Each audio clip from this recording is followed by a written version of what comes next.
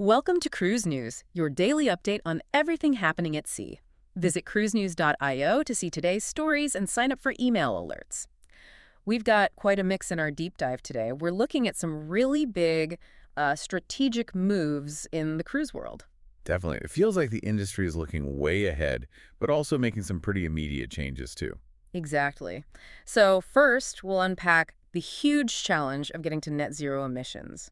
Then, something completely different, the excitement around a brand new Royal Caribbean International ship. And finally, a really interesting policy shift from P&O Cruises that affects a couple of their well-known ships. It's quite the spread. It really is. You've got the long-term environmental strategy, billions being invested there. Right. Securing the future, but then also reacting now to what travelers want.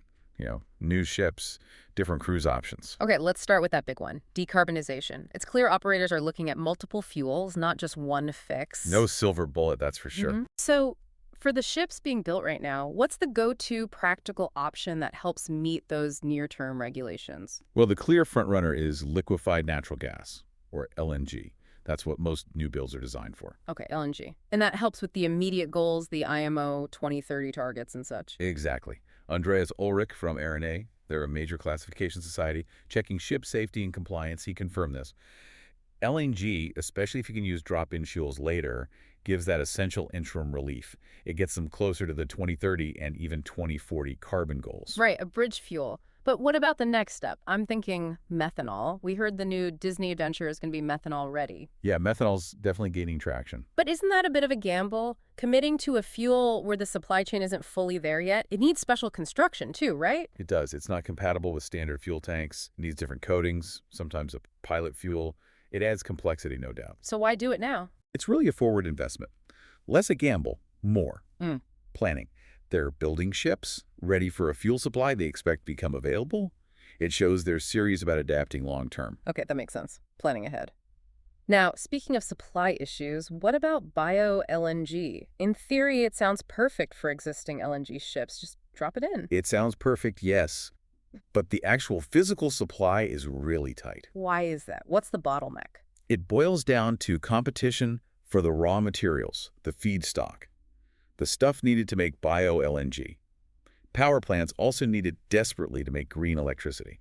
So shipping is competing with energy generation. Precisely, which limits how much bio-LNG is actually available for ships. So how do they get around that if they want to claim the green benefits? I heard about something called book and claim. That's the workaround, the book and claim model. Okay, explain that. It sounds a bit like creative accounting if the fuel isn't physically delivered to the ship. It's not quite accounting, it's more of a mechanism to bridge the gap while supply catches up. Yeah.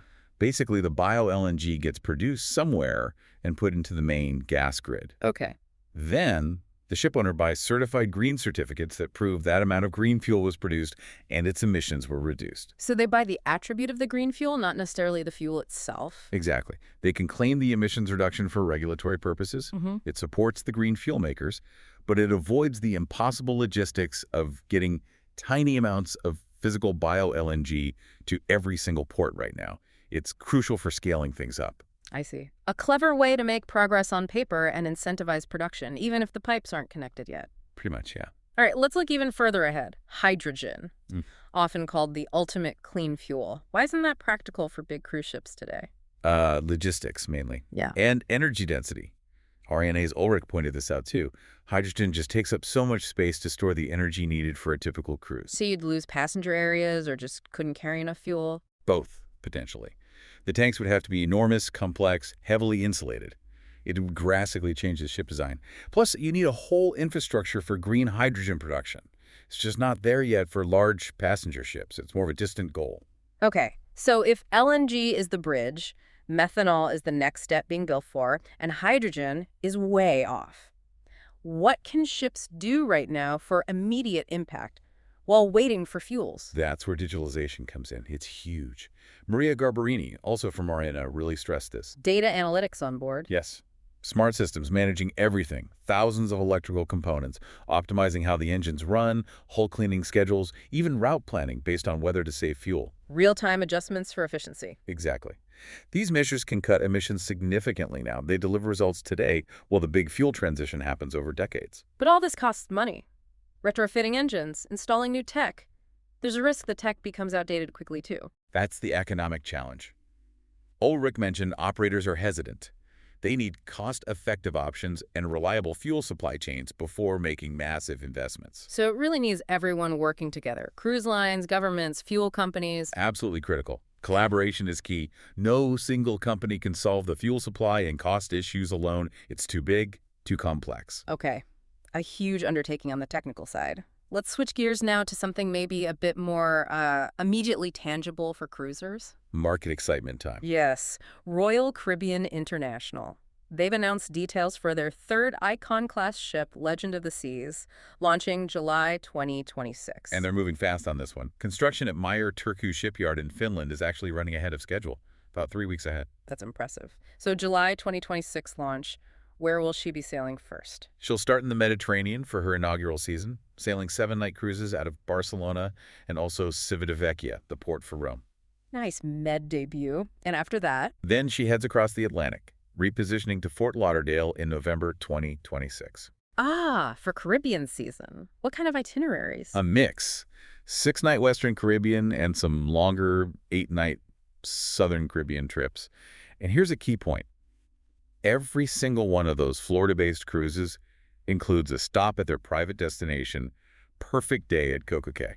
They're really leveraging Coco Cay across the fleet, aren't they? Definitely a major draw for them. Now, Icon class means big thrills, big entertainment. What's the headline act debuting on Legend? The big Broadway debut is Charlie and the Chocolate Factory, first time at sea, in the main Royal Theater.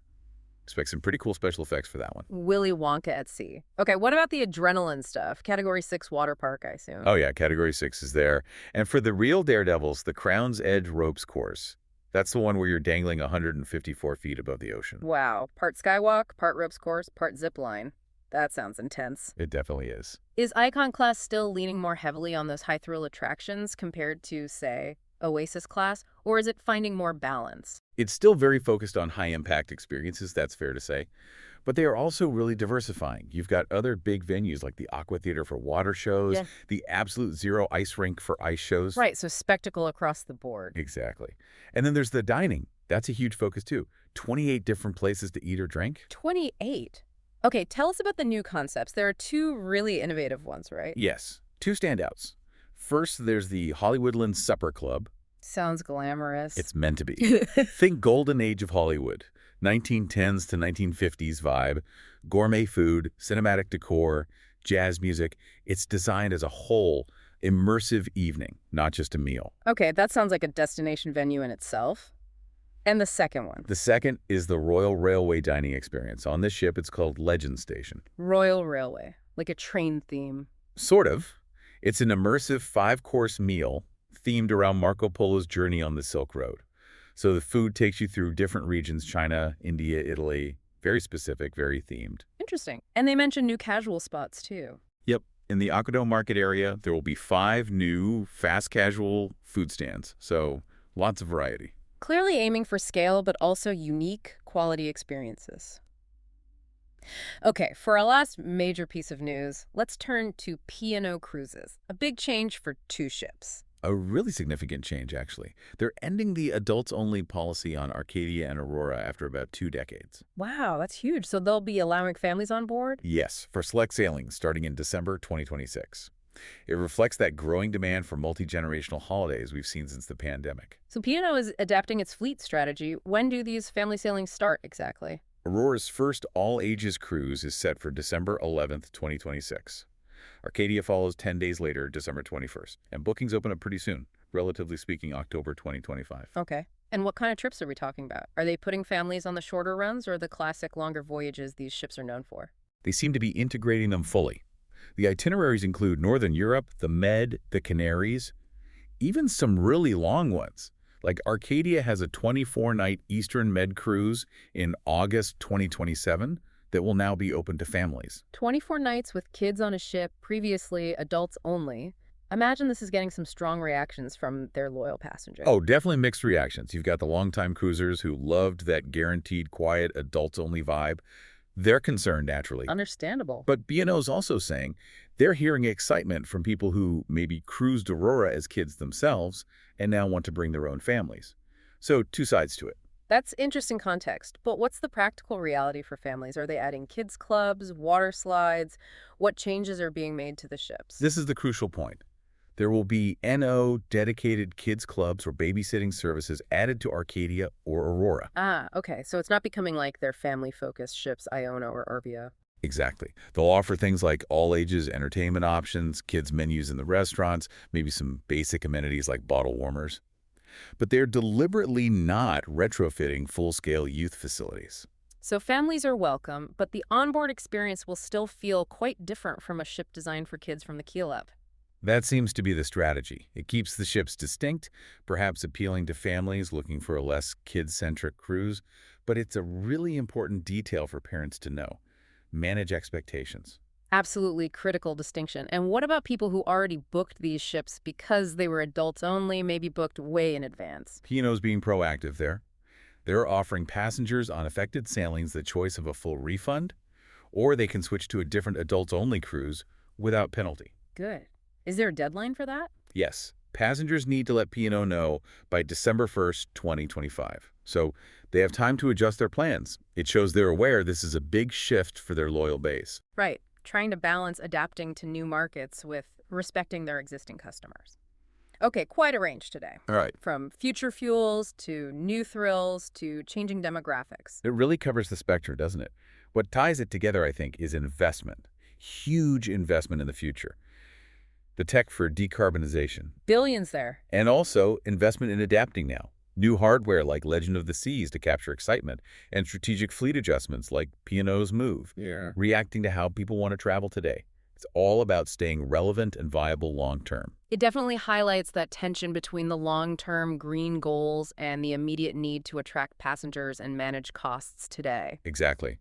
The technology, the market demands, the economic pressures, they're all shaping the cruise experience in real time. It leaves you with a thought, doesn't it? Considering how massive the challenges are for scaling up things like bio-LNG or hydrogen, the cost, the global infrastructure needed. Yeah, those are decades-long projects. So could it be that the immediate gains from digitalization, just making ships smarter and more efficient right now, actually become the most critical competitive advantage for cruise lines over, say, the next 5 years? Something for you to think about.